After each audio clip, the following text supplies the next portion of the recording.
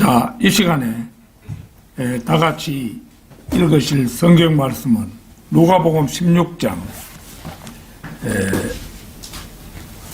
19절에서 31절까지 말씀입니다.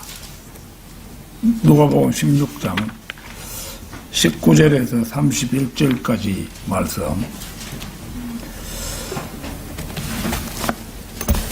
다 찾으신 줄 알고 받들어 읽겠습니다. 조금 깁니다마는 제가 받들어 읽겠습니다. 어떤 부자가 있었는데 그는 자색 옷과 고운 베옷을 입고 매일 화로운 생활을 하고 있더라. 또 나사로라고 하는 어떤 거지가 있었는데 온몸에 흔대가 난 채 그 부자의 문전에 누워서 부자의 식탁에서 떨어진 부스러기로 배를 채우기를 바라니 심지어 개들이 와서 그의 헌대를 핥더라. 그러다가 그 거지가 죽었는데 천사들이 그를 아브라함의 품으로 옮겼고 그 부자도 죽어서 장사되었더라. 부자가 지옥에서 고통받는 중에 눈을 들어 저 멀리 아브라함을 보았더니 나사로가 그의 품에 있는지라. 그가 소리질러 말하기를 아버지 아브라함이여 저를 불쌍히 여기셔서 나사로를 보내어 그가 자기 손가락 끝에 물을 적셔 내 혀를 식히게 하소서. 내가 이 불꽃 가운데서 고통을 받고 있나이다 라고 하니 아브라함이 말하기를 아이야 너는 네 생전에 좋은 것을 받았고 나사로는 나쁜 것을 받았음을 기억하라. 그러나 이제 그는 위로를 받고 너는 고통을 받느니라. 이 모든 것 외에도 우리와 너희 사이에는 커다란 구렁이 놓여 있어서 여기에서 너희에게로 건너가고자 하여도 갈 수 없고 거기에서 우리에게로 건너오고자 하여도 올 수 없느니라고 하더라. 그가 말하기를 그러면 아버지여 내가 당신께 간구하오니 당신께서 나사로를 내 아비 집에 보내어 주소서. 나에게 5 형제가 있으니 그가 그들에게 전가하여 그들로 이 고통의 장소에 오지 않게 하소서라고 하니 아브라함이 그에게 말하기를 그들에게는 모세와 선지자들이 있으니 그들에게서 듣게 하라고 하더라. 그러자 그가 말하기를 아니옵니다 아버지 아브라함이여 만일 누군가가 죽은 자들로부터 그들에게 가면 그들이 회개하리이다 라고 하니 아브라함이 그에게 말하기를 만일 그들이 모세와 선지자들의 말을 듣지 않는다면 비록 누가 죽은 자들로부터 살아난다 해도 그들을 설득할 수 없을 것이니라 하니라고 하시니라. 자, 오늘은 우리 예수님이 지상에 계실 때 자주 지옥에 대해서 설교를 하셨는데 저는 굉장히 오랜만에 지옥에 관한 설교를 하는가 싶습니다. 이 시간 귀한 말씀을 주신 하나님께 먼저 감사를 드립니다.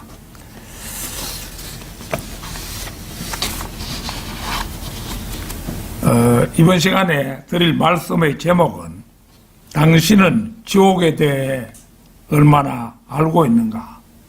당신은 지옥에 대해 얼마나 알고 있는가? 이런 제목으로 말씀을 드리겠습니다. 이것은 지금 오늘 우리가 읽은 이 말씀은 비유가 아니라 예수님께서 들려주신 실화로 알려져 있습니다. 부자는 어떤 부자로 지칭되고 있는데 나사로는 어떤 거지가 아닌 실명으로 일컬어지고 있다는 점에서 이제 우리가 오늘 읽은 이 이야기는 이제 실화라는 그런 이제 판단을 내릴 수가 있는 거지요. 만일에 이게 비유 같았으면은 어떤 부자 이렇게 했다면은 나사로도 어떤 거지이라면은 비유가 분명할 것인데 나사로의 실명을 거론한 것으로 보아서 실화임이 분명하다는 것을 우리가 확실히 알 수가 있는 것입니다. 이 일련의 말씀은 성경에서 가장 구체적인 지옥에 관한 이야기입니다. 전체 성경을 통해서 지옥은 54회에 걸쳐 거론되고 있지만 어디에도 이처럼 지옥에 관한 이야기가 생생히 기록된 곳은 없기 때문입니다. 우리나라에서 가장 전통적인 종교는 유교와 불교입니다. 유교는 대개 공자로부터 그 기원을 잡습니다. 유교는 내세적이라기보다는 다분히 현세적인 것에 중점을 두는 종교입니다. 이 점은 공자의 제자 한 사람이 내세에 대해 공자에게 질문을 했는데 이에 대해서 공자는 살아서의 일도 모르는 것 투성이인데 하물며 죽고 난 뒤의 일을 어찌 알겠는가, 이렇게 공자가 대답했다고 전해집니다. 대학 시절에 저를 가르쳐 주신 교수님 가운데 제가 지방에 있는 대학을 나왔습니다마는 요즘 서울에 있는 어떤 대학보다도 그 당시에 초일류의 교수들이 저희 대학교에 내려와 있어서 이제 그분들로부터 교육을 받은 것은 상당히 행운이었다고 할 수가 있지요. 이제 박 대통령이 자기 임기를 마친 다음에 그 학교 총장으로 내려온다 이러면서 박 대통령이 그 당시에 대표적인 학자들을 제가 다닌 대학으로 내려보내서 훌륭한 교수들로부터 받았어요. 특히 이제 국문학과에도 도남 조윤재 박사, 국문학에 대해서 국문학사라는 유명한 저서를 남긴 분이죠. 또 노산 이현상 등을 비롯해서 훌륭한 교수들이 많이 계셨어요. 특히 그 중에도 이제 역대 시조 전서라는 명절을 내셨던 모산 심재환 박사라고 계셨는데 이분은 이제 도남 조윤재 박사의 제자였죠. 한 번은 이 심재환 박사의 생전에 자택을 방문해서 이야기를 나눈 적이 있습니다. 그분은 자신이 써놓은 돌아가신 형님께 드리는 편지 한 통을 거실로 가지고 나와서 저에게 읽어주셨습니다. 그분의 형님은 아주 동생에게는 자유로운 분으로 살아계실 때 무척이나 자상하시고 동생에게 잘해주신 분으로 그려내고 있었는데 너무도 곡진한 정이 넘쳐나는 편지였습니다. 교수님은 편지에서 저성에서 형님과 아우로서 다시 만나 이성의 못다한 정을 저성에서 다시 이어가는 것으로 표현하고 있는 것을 제 귀로 확인하고 저는 속으로 이분의 내세관은 유교적 저성으로 집약되어 있다는 것을 생각한 적이 있었습니다. 이에 비해 불교의 내세관은 극락과 지옥으로 요약될 수 있다고 보았습니다. 불교의 치명적인 약점은 우상 숭배로 이런 손으로 만든 것은 신이 아니라는 바울의 설파로 입이 10개라도 변명의 여지가 없는 약점이지만 제가 아는 우리나라 불가의 최고 위인은 단연 성철이라는 분이 아닌가 합니다. 물론 신라시대나 고려시대에도 훌륭한 그런 분이 계셨습니다만은 우리 세대에서 이분이 가장 위대한 그런 분이 아닌가 그렇게 생각을 합니다. 이분은 결혼까지 하여 딸 하나를 두었으나 세속과 연을 끊고 평생을 용맹정진한 아주 드문 분이었고 후일 가장 큰 종파인 조계종의 종정이 되었던 분입니다. 그가 자신의 딸 불필에게 준 유언은 이렇습니다. 이게 성철의 그 유언이에요. 내 인생을 잘못 선택했다. 나는 지옥에 간다. 내 죄는 산보다 높고 바다보다 깊은데 내 어찌 감당하랴. 내가 80년 동안 포교한 것은 헛것이로다. 우리는 구원이 없다. 죄값을 해결할 자가 없기 때문이다. 딸 피리와 54년을 단절하고 살았는데 죽을 임종시에 찾게 되었다. 피리야, 내가 잘못했다. 내 인생을 잘못 선택했다. 나는 지옥에 간다. 그 유언 가운데 우리는 구원이 없다. 우리라는 말은 이제 불가를 가리킨다고 이렇게 볼 수 있죠. 우리는 구원이 없다. 죄값을 해결할 자가 없기 때문이다. 기독교에는 우리 죄를 담당하실 예수님이라는 분이 계시죠. 불교에는 죄값을 담당할 분이 없다는 거예요. 이제 이런 대목을 두고 성철에 대한 그 유언을 불교 사람들은 어떻게 해석을 하는지 모릅니다만은 기독교인의 입장에서 해석한다면 그리 어려운 대목은 아니라고 생각합니다. 본래 우주 만물을 창조하신 창조주였으나 인간의 죄를 해결하기 위해 인간의 몸을 입고 세상에 오신 예수 그리스도와 같은 절대적 구원자가 없기 때문에 불교에는 구원이 없다는 의미로 제게는 해석이 됩니다. 성철은 8년간 장좌불화, 이 장좌불화라는 말은 눕지 않고 좌선으로 수행하는 것을 말합니다. 8년간이나 자리에 눕지 않고 그러니까 잠도 앉아서 자는 거죠.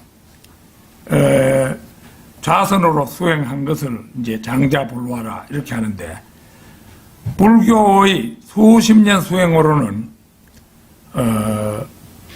궁극적으로 자신이 죄인임을 깨달았을 뿐 구세주가 없음으로 해서 구원에 이르지는 못한다는 의미로 이제 이 성철의 유언을 해석할 수 있지 않을까 저는 생각합니다.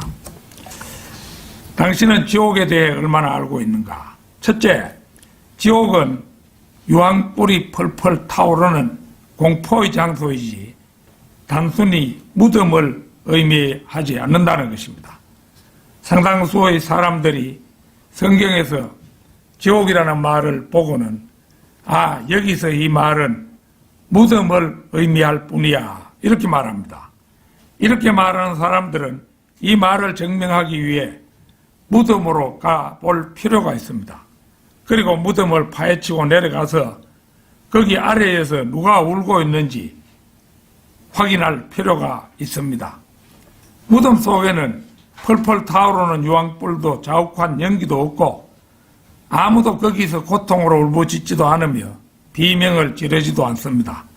게다가 분하고 억울해서 이를 갈거나 몸부림치는 자도 무덤 속에는 없습니다. 무덤 속에는 오늘 우리가 본문 말씀에서처럼 누군가 괴로움을 견디지 못해 아버지 아브라함이여 저를 불쌍히 여기셔서 나사로를 보내어 그가 자기 손가락 끝에 물을 적셔 내 혀를 식히게 하소서. 이 불꽃 가운데서 고통을 받고 있나이다 라고 하소연하지도 않습니다. 그리고 거기에 대해서 답하여 아이야, 너는 네 생전에 좋은 것을 받았고 나사로는 나쁜 것을 받았음을 기억하라. 그러나 이제 그는 위로를 받고 너는 고통을 받느니라. 이 모든 것 외에도 우리와 너희 사이에는 크다란 구렁이 놓여 있어서 여기에서 너희에게로 건너가고자 해도 갈 수 없고 거기에서 우리에게로 건너오고자 하여도 올 수 없느니라고 부자의 하소연에 답하여 친절히 답해주는 아브라함도 없습니다. 무덤 속에 그런 것이 있을 수가 없잖아요. 전도서 9장 5절 6절 찾겠습니다. 전도서 5장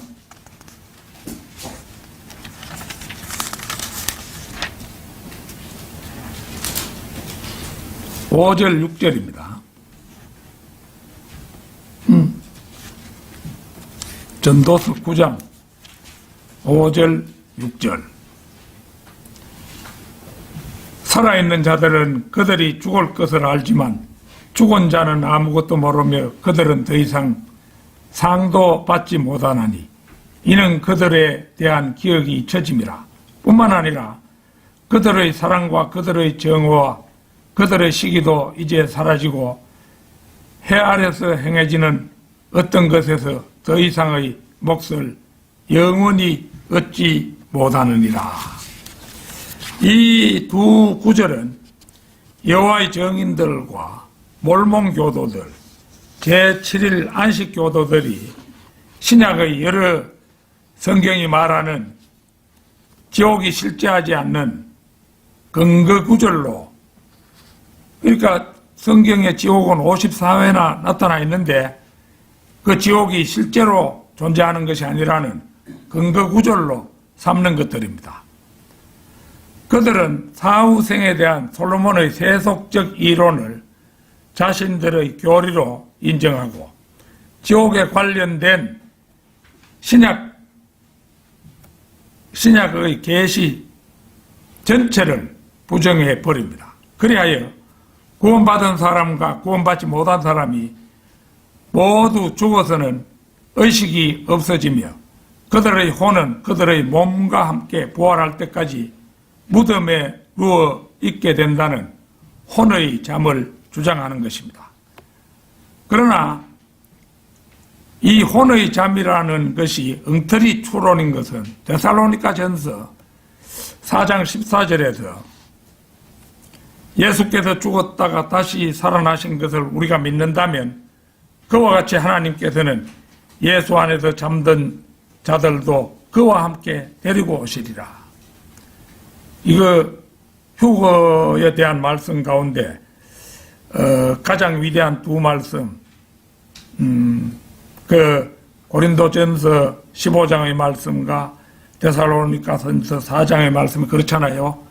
그래서 이 데살로니가전서 4장 14절 말씀인데 여기에 보면은 예수님께서 이제 휴거 때에 이제 믿고 구원받고 살다가 이제 잠든 자들도 그와 함께 데리고 오시리라. 그렇다면은 그 구원받고 죽은 사람들이 어디에 있단 말입니까? 셋째 하늘에 있단 말이잖아요. 셋째 하늘에 그들의 혼이 거하고 있었는데 휴거 때에는 이제 예수님께서 그 혼들을 다 데리고 온다는 거죠. 다 데리고 와서 공중에서 풀어놓으면은 그 혼들이 제각기 자기가 자기의 시신이 묻힌 곳으로 바다에 가라앉은 사람 바다로 가기도 하겠고 화장되어서 수목장 된 사람은 나무 아래로도 가고 이래 해서 이제 부활하면은 그들이 제일 먼저 이 휴거 때 부활해서 주님께로 끌려 올라가고 그 다음에 그때까지 세상에 살아있는 성도들도 그 뒤를 이어서 이제 올라간다고 그렇게 되어 있잖아요. 그러니까 예수 안에서 잠든 자들도 그와 함께 데리고 오시리라. 이 말씀에서 보듯이 셋째 하늘에서 그동안 지내고 있던 구원받은 성도들의 혼을 예수님의 공중 재림, 곧 휴거 때에는 모두 데리고 와서 살아있는 사람들보다 먼저 부활시킨다는 사실이 분명하지 않습니까? 다시 한번 강조하지만 혼의 잠과 같은 주장은 새빨간 거짓말입니다. 새빨간 거짓말을 믿는 여호와의 정인이니 몰몬교니 제7일 안식교니 이런 자들 전부 지옥감이죠. 사람이 죽으면 혼과 영과 몸이 분리되어 영은 그 주신 하나님께로 돌아가고 몸은 땅에 묻혀 흙으로 돌아가며 혼은 그가 구원받은 사람인가 아닌가에 따라 구원받았으면 셋째 하늘 낙원으로, 구원받지 못했으면 지하 중심부에 있는 지옥으로 들어가게 되는 것이 성경이 전해주는 바른 교리인 것입니다. 당신은 지옥에 대해 얼마나 알고 있는가? 둘째, 지옥은 악한 친구들과 돈독한 관계를 유지하는 곳이 아니라는 것입니다. 지옥에 대해서 착각을 하는 사람들이 의외로 많다는 거죠.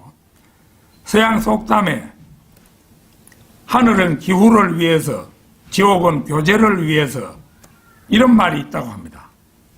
이 말은 전적으로 틀린 말입니다. 지옥은 사악한 교제를 위한 장소가 아닙니다. 누군가가 지옥에 가면 그 아래에 있는 친구들은 서로서로 각자에게 아무런 도움도 되지 못합니다. 불과 영으로 연기가 나면서 불타오르는 그 지옥에서 비명지르기도 시간이 부족한 판에 언제 친한 친구를 찾아서 담소를 나누고 할 수가 있겠습니까?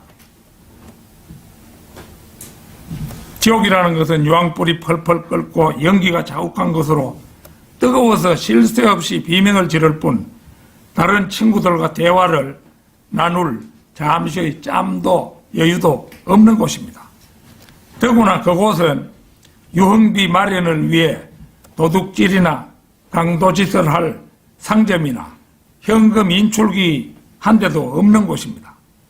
더구나 그곳은 바라볼 만한 숲과 강과 바다, 꽃과 풀과 나무, 하늘과 흰 구름도 없고 휴식할 만한 공간도 없어서 어디서 차 한잔 마시며 느긋하게 즐기며 여유를 즐길 장소도 물론 없는 곳입니다.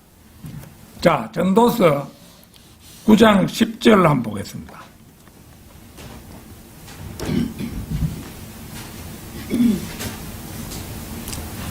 네 손이 찾은 할 일은 무엇이든 힘을 다하여 할지어다. 이는 네가 가는 음부에는 일도 없고 계획도 없고 지식도 없고 지혜도 없음이라. 우리가 태어나 살아가는 세상은 열심히 공부하고 일하면 그만큼 잘 살 수 있는 곳이고 어린 시절의 꿈을 어른이 되어 실현할 수도 있는 곳입니다. 그런데 여기에 나온 음부라는 말은 지하세계를 가리키는 말인데 이 지하세계에는 아브라함의 품으로 불리는 낙원이 있고 구원받지 못한 자들이 유황불의 고통을 겪는 지옥도 있고 그리고 노아 홍수 이전에 하나님께서 지정한 장소를 이탈하여 지상으로 와서 사람의 딸들을 아내로 삼고 거인들을 낳았던 천사들을 이 천사들도 이제 일단 사람의 형상을 입으면은 사람처럼 죽게 되어 있는 거예요. 그래서 이제 노아 홍수 때 막 물이 불어나니까 그들도 물에 빠져 익사한 거예요. 천사들이 어떻게 물에 빠져 익사할 수 있는가 하겠지만 이 천사들이 이미 인간의 몸을 입었잖아요. 그러니까 익사할 수밖에 없는 거죠. 공기를 호흡하고 있었으니까. 그래서 이 천사들을 가두어 둔 타타루스, 그러니까 지옥이 아브라함의 품으로 불리는 낙원, 구원받지 못한 자들이 고통을 겪는 지옥, 그 다음에 천사들을 가두어 둔 타타루스 등으로 이루어진 것으로 성경을 통해서 알려져 있는 장소입니다. 물론 지금도 지하세계는 그대로 있습니다.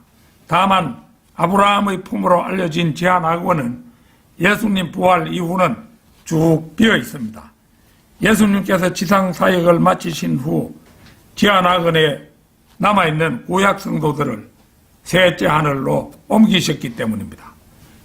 구원받지 못한 자들이 세상에 살 때 그렇게나 좋아했던 술도 마약도 널씬한 육신을 가진 미녀도 지옥에는 없습니다. 세상에 살 때 하나님의 형상대로 지음받은 몸, 혼, 영 가운데 지옥에 들어간 존재는 그 사람의 혼뿐입니다. 혼은 몸의 형태를 그대로 빼닮았으나 눈에는 보이지 않는 비물질입니다. 물론 이 지옥에 들어가면은 혼들이 혼을 바라볼 수는 있는 거죠. 그러니까 이 부자가 신음하다가 아브라함의 품에 있는 나사로를 보았잖아요.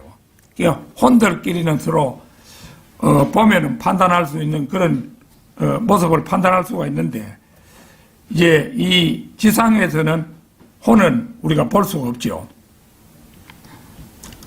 앞서도 말했다시피 영은 하나님께로 돌아가고 육신은 그 본래 성분인 흙으로 돌아가고 오직 구원받지 못한 혼만이 지옥에 가 있는 것입니다.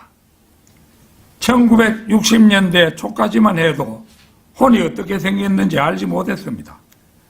그런데 러크만 목사님이 누가복음 16장에서 혼의 비밀을 풀어냈습니다. 아버지 아브라함이여 저를 불쌍히 여기셔서 나사로를 보내시어 그가 자기 손가락 끝에 물을 적셔 내 혀를 식히게 하소서. 내가 이 불꽃 가운데서 고통을 받고 있나이다.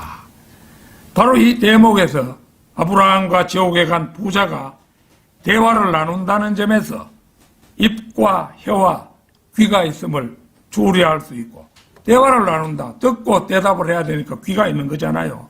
말하니까 입도 있고 혀도 있는 겁니다. 또 손가락이라는 말에서 사지를 가지고 있음도 알아냈던 것입니다. 그뿐이 아닙니다. 혼의 몸도 목마름을 느끼고 물을 갈구하는 것을 볼 수 있습니다. 물론 혼이 목마름을 느낀다는 것은 아마도 추정컨대 지상에서 사는 동안 목마를 때마다 물을 마셨던 습관에서 그랬던 것이라고 생각이 됩니다. 이 단순한 성경의 서술에서 혼에게도 입과 혀와 귀가 있으며 몸과 사지가 있음을 추리해낸 것은 실로 대단한 지혜입니다. 수천 수백만 명이, 아니 수억 명이 이 구절을 읽었으나 다른 사람들은 그 사실을 전혀 발견하지 못했습니다. 그렇다면 이것이 오직 러크만이 아인슈타인을 능가하는 IQ와 지혜를 가졌기 때문일까요? 물론 아닙니다. 하나님께서 보존하신 성경을 150독이나 할 만큼 말씀을 사랑한 그분께 하나님께서 허락하신 향상된 계시들로 말미암은 것이면 두말할 나위가 없는 것입니다. 당신은 지옥에 대해 얼마나 알고 있는가? 셋째, 지옥은 결코 죄 많은 자들이 모인 쾌락의 장소가 아니라는 것입니다. 사람들이 지옥에 대해 가지고 있는 생각 중 좀 우습기까지 한 생각 중 하나는 지옥에 가면 모두가 즐거운 지옥의 시간을 가지게 된다는 것입니다. 하늘나라에는 맥주가 없으니까 여기 지옥에서 맥주를 마시자, 이런 가사의 노래가 미국에 있다고 합니다. 그러나 생각해 보십시오. 지옥에 맥주가 있을 것 같습니까? 오늘의 본문 말씀에는 아버지 아브라함이여 저를 불쌍히 여기셔서 나사로를 보내시어 그가 자기 손가락 끝에 물을 적셔 내 혀를 씻기게 하소서 라는 부자의 절규가 생생히 나타나 있습니다. 물 한 방울도 없는 곳에 무슨 맥주가 있겠습니까? 하나님께서 악한 천사들과 구원받지 못한 사람들을 위해 지옥을 마련하실 때 여기서 맥주나 마시며 천년만년 살라고 엄청나게 큰 냉장고 속에 맥주를 준비해 두셨을 것 같습니까? 그럴 가능성은 전혀 없습니다. 지옥은 죄 많은 자들의 쾌락의 장소가 아닙니다. 지옥은 끝도 없이 타오르고 악인들이 그 속에서 울부짖으며 이를 가는 장소입니다. 혼에게 이가 어디 있느냐고 따지고 들 사람이 있을지도 모릅니다. 입과 혀가 있는 혼에게 이빨인들 왜 없겠습니까? 이 세상에는 온갖 색깔들로 가득 차 있습니다. 봄 새싹이라 해도 저마다 다른 색깔로 피어납니다. 이 경주에서는 그 간포 쪽으로 가는 거기 그 산에 봄이 올 때 가보면은 그 나무, 풀 이런 것의 색깔을 가장 잘 보고 즐길 수 있는 곳이 아닌가 저는 생각해 봤습니다. 이 새싹이나 새순들이 피우는 잎 빛깔들이 제각기 다른 빛깔로 피어납니다. 그것들이 피우는 꽃 빛깔도 다 다릅니다. 그 꽃들을 찾아 드나드는 나비들의 날개 색깔도 이 나무 저 나무 사이로 날아다니는 새들의 날개 색깔도 다 다릅니다. 가을에 드는 단풍의 빛깔도 나무마다 다 다릅니다. 우리가 사는 이 세상은 갖가지 소리들로 가득 차 있습니다. 숲속에서 듣는 교향악처럼 장엄한 바람소리, 저마다 형형색색의 구슬들을 굴리는 새들의 노랫소리, 산길을 홀로 걸을 때 낙엽들과 어우러져 들리는 내 발소리, 몹시 배고플 때 맛있는 음식 냄새가 코끝을 스칠 때 문득 입에 돌아난 침이 목구멍으로 저도 몰래 울컥 넘어가는 소리, 실로 온갖 소리들이 있는 곳이 세상입니다. 이제 후각, 원래 이제 우리 인간이 가지는 감각은 오감이라고 부릅니다만은 그걸 시시콜콜이 다 얘기하기는 시간이 부족하고 이제 냄새 한 가지만 더 생각해 보기로 합시다. 프랑스의 시인 레미드 그로몽이라는 사람 1858년에 태어나서 1915년에 죽은 사람인데 이 사람의 시에 시몽 연작시 머리칼이라는 시가 있습니다. 그 시인은 자기가 사랑하는 여자 시몽의 머리칼 냄새를 무려 25가지로 표현한 것은 놀랍습니다. 그 중에 조금만 소개하겠습니다. 근초, 이게 나는 좀 줄여서 말하고 있는 겁니다. 시몽 너의 머리칼에선 이런 말이 앞에 들어가야 됩니다. 실제는 근초 냄새가 난다. 갓 타자간 밀 냄새가 난다. 무두질한 가죽 냄새가 난다. 무너진 토담에 핀 꽃 냄새가 난다. 복분자 딸기 냄새가 난다. 호랑각시 냄새가 난다. 거여목 냄새가 난다. 등등이 25가지나 됩니다.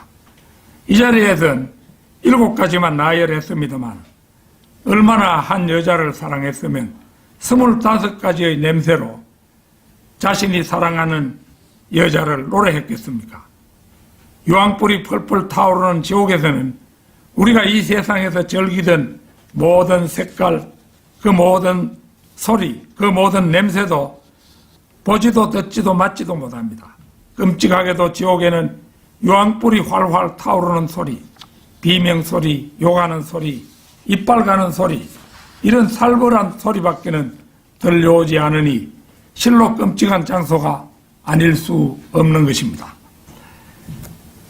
믿지 않는 사람들에게 지옥에 간다는 사실을 믿지 않는 사람들이 지옥에 간다는 사실을 저는 믿습니다. 또 여러분들 외에도 적지 않은 사람들이 이 설교를 듣겠지만 심상하게 듣고 아무렇지도 않게 살아갈 사람들도 있을 것입니다. 이 일은 매우 안타까운 일이지만 믿지 않는다면 그들은 결국 지옥에 갈 것입니다. 그리고 영원히 불탈 것입니다. 저는 59세 가을에 제 몸에 중증 당뇨 냄새가 이미 와 있는 사실을 확인한 순간 거의 동시에 내게도 죽음이 지척까지 접근했음을 온 몸과 마음으로 느꼈습니다. 그동안 틈틈이 씻어고 그 당시에 내가 가장 열심히 한 것은 씻는 일이었어요. 또 한편으로 인생은 어디서 와서 무엇 때문에 살고 죽고 난 다음엔 어디로 가는가? 이런 문제를 해결하기 위해서 애써왔지만 그때까지도 인생 문제는 전혀 해결하지 못한 채였으므로 씻는 문제는 잠시 젖혀두고 인생 문제부터 해결하기로 굳게 결심하기에 이르렀습니다. 만일 그걸 모른 채 죽으면은 문득 지옥에 들어와 있으면 어떻게 할 것입니까? 다시 어떻게 해볼 수가 없잖아요. 그래서 제가 굳게 결심했던 것입니다. 만약 인생 문제를 해결하지 않은 채 시만 쓰고 살다가 어느 날 문득 죽음이 나를 덮치면 꼼짝없이 지옥에 가고 말 것이라는 생각이 나를 엄습했던 것입니다. 이때의 상세한 상황은 영혼을 꿈꾸다라는 나의 시집 말미에 자세하게 소개해 놓았습니다. 그리고 이듬해 봄 고르고 고른 바이블 빌리버의 신학교에 입학하여 인생의 모든 의문을 통쾌하게 풀고 4년간 공부한 끝에 바이블 빌리버의 목회자가 되어 제 인생의 후회 없는 마무리를 해나가고 있습니다. 누가 내게 그동안 결론적으로 무엇을 얻었느냐고 묻는다면 나는 지옥으로부터의 자유를 얻었고 천년왕국과 새 예루살렘 성의 영원한 입주권을 얻었다고 대답할 것입니다. 당신은 지옥에 대해 얼마나 알고 있는가? 넷째, 지옥은 절대로 두 번째 기회가 주어지는 곳이 아니라는 것입니다. 전도서 12장 1, 2절을 찾겠습니다. 전도서 12장 1, 2절입니다.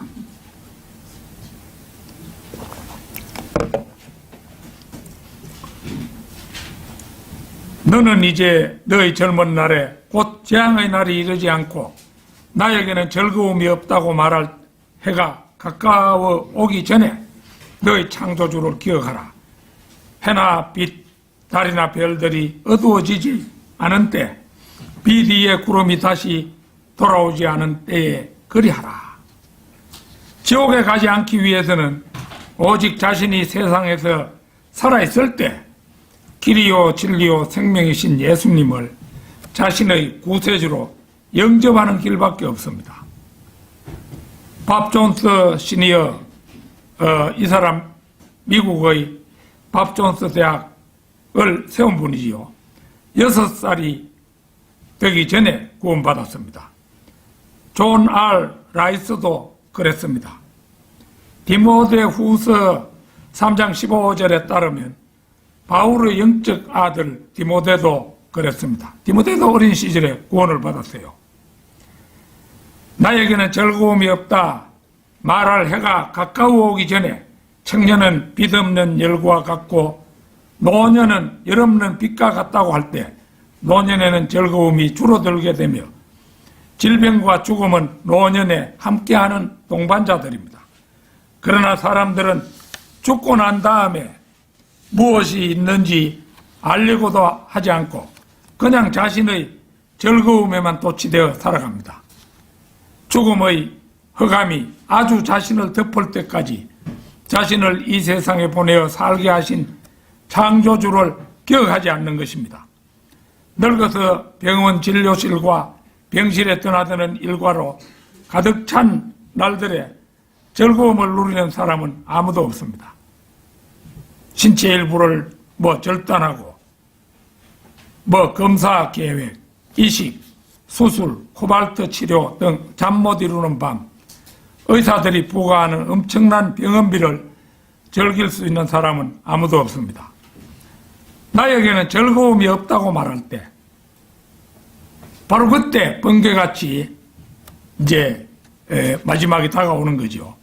숲길을 산책하고 방파제에서 낚시를 하고 외식을 하고 가족들과 함께 소풍을 가고 정원에서 삼겹살을 구워 먹던 그런 시간들과는 달리 아무것도 즐겁지 않은 날들이 다가오고야 말 것입니다. 만고불변의 진리인 성경은 지옥 다음의 기회는 말하고 있지 않습니다. 지옥에서는 그 누구도 회개하며 두 번째 기회를 가질 수가 없습니다. 지옥에 들어가는 부자에게는 단 한 방울의 물도 허락되지 않았기 때문입니다. 그러자 그는 생각했습니다. 자신은 비록 지옥에 있지만 아직도 세상에 살고 있는 자신의 형제들은 지금 자신이 고통받고 있는 지옥에 와서는 안 된다고 생각한 것입니다. 이 점에서 볼 때 지옥에 들어가긴 했지만 이 부자는 심성이 착한 사람이었던가 봐요. 그래서 부자는 그러면 아버지여 내가 당신께 간구하오니 당신께서 나사로를 내 아버지의 집에 보내주소서. 나에게 5 형제가 있으니 그가 그들에게 전가하여 그들로 이 고통의 장소에 오지 않게 하소서. 이렇게 간청합니다. 이 부자는 유대인입니다. 아브라함을 보고 아버지라고 호칭한 것이 그 사실을 보여줍니다. 보다시피 부자의 간청은 받아들여지지 않았습니다. 만일 그들이 모세와 선지자들의 말을 듣지 않는다면 비록 누가 죽은 자들로부터 살아난다 해도 그들을 설득할 수 없을 것이니라는 것이 그 이유였습니다. 오늘 제가 하는 이 설교를 듣는 여러분께는 제가 바로 모세나 선지자에 해당합니다. 그리고 이 설교는 그중 어떤 사람에게는 이 세상에서는 지옥에 관하여 들을 수 있는 마지막 기회가 될 수도 있습니다. 결론적으로 지옥은 우리가 사는 지구의 가장 낮은 부분 중심부에 있습니다. 지구의 직경이 12,756km인데요. 지각의 두께를 1,000km씩을 제해도 지하세계는 1756km나 됩니다. 지각의 두께를 능력 잡아 2,000km로 잡아서 재한다고 해도 그 넓이가 8,756km나 됩니다. 생각보다 지구 내부는 엄청나게 넓습니다. 한번 지옥에 들어가면 휴식이라고는 없습니다. 요한계시록 20장 11절에서 15절 찾겠습니다.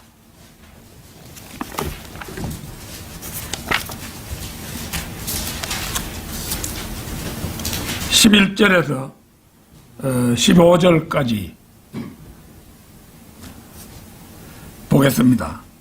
또 내가 큰 백보자와 그 위에 앉으신 분을 보니 그의 면전에서 땅과 하늘이 사라졌고 그들의 설 자리도 보이지 않더라.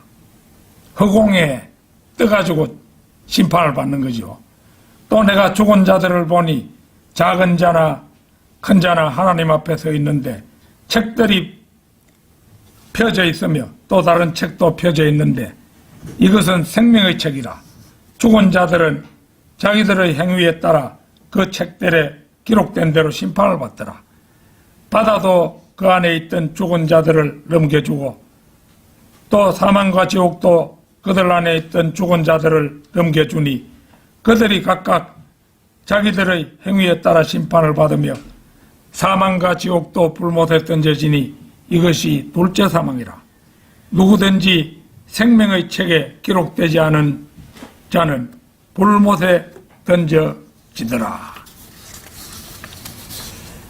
미래 역사 일정표 중의 중요한 한 부분인 이 말씀에 따르면 이 지금 백보자 심판이 이루어질 정확한 연대는 천년왕국 다음이죠. 그러니까 지금부터 약 1000여 년 후에 천년왕국 뒤 땅과 하늘이 사라지면 지금 우리가 살고 있는 지구 그리고 이 하늘이 사라지는 거예요.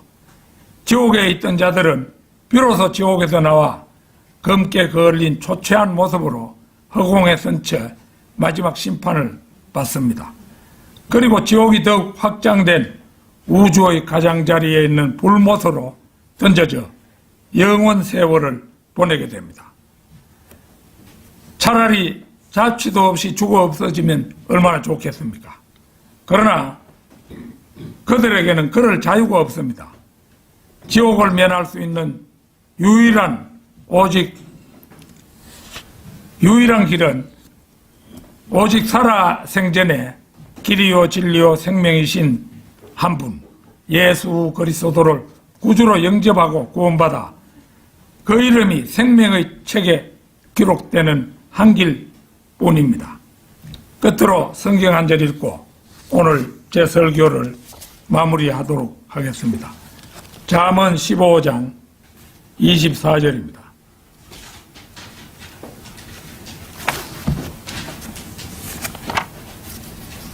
(15장 24절입니다) 생명의 길은 현명한 자 위에 있으니 그는 아래에 있는 지옥으로부터 벗어나게 되리라. 가장 아래쪽에 있는 지옥으로부터 벗어나는 길은 세상에 살아있을 때 구원받는 한 길뿐입니다.